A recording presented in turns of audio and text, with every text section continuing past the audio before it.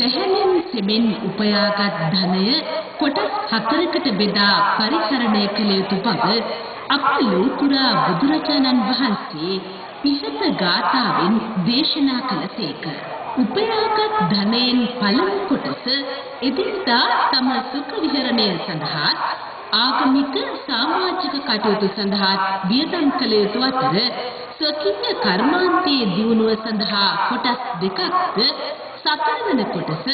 ආපදා විපත් පැමිණි කල එයට උපකාරයේ පිණිස තැන්පත් කළ යුතු බවද සිගාලෝවාද සූත්‍රයේදී මෙම දහම් කරුණ දේශනා කර වදාළසේක. හෝමාගම සහ අවට පාරිභෝගික ජනතාවගේ ආර්ථික දියුණුව සහ ආර්ථික සුරක්ෂිතභාවය මෙත් සිතින් අපේක්ෂා කරමින් මේ දහම් පණිවිඩය ඔබ වෙත ගෙනෙන්නේ ව්‍යාපාරික ලුවේ 40 වසරක විශ්වාසනීය පාරිභෝගික සේවාවක් ඉටු කළ හෝමාගම දුම්රිය